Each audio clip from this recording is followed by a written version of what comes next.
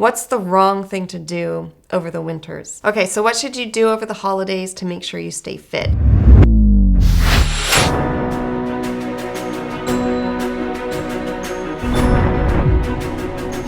It kind of depends on what type of fitness you want to have and what your goals are, like what types of races. But I'm just gonna kind of assume, let's say, someone who wants to ride like a couple hours, road race type of group ride type of thing. So you can bike less over the holidays. You know, there's lots of travel, there's lots of family time, it's cold, your body hasn't adjusted to the cold yet. A lot of people do less hours. That is fine. What I would like you to do, once every 2 to 3 weeks, try to get in that longer ride. So maybe 2 to 3 hours, if that's kind of the riding time you typically would aim for in a group ride or a race. And then if you are on your bike less, up the intensity a little bit more. Okay, so if normally you bike 5 days a week and you're only going to be biking 3 days a week, well, make 2 of those days intensity days. And you might be biking less time total, but that intensity is going to kind of keep your system revved up and ready to go once you get back to your normal hours.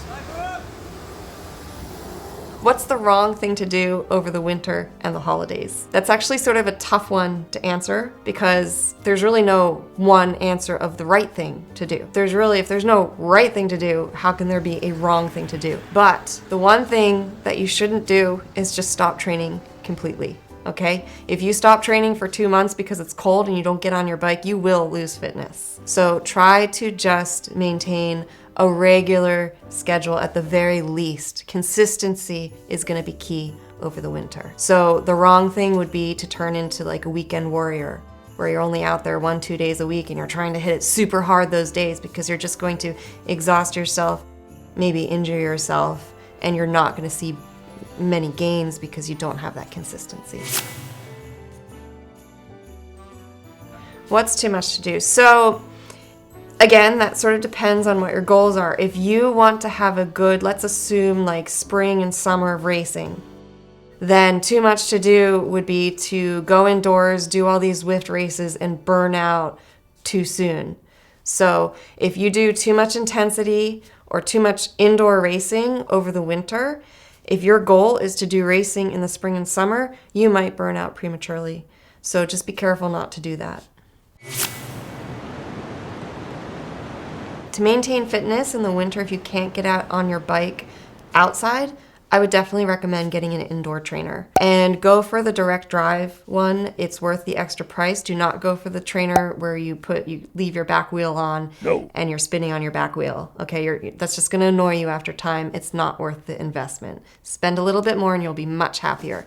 And then get an indoor training program like Zwift or Trainer Road or Ruvi, or there are lots of them out there. Just do some research. And if you like the social aspect, you can talk with people. If you like the training aspect, you can do structured workouts.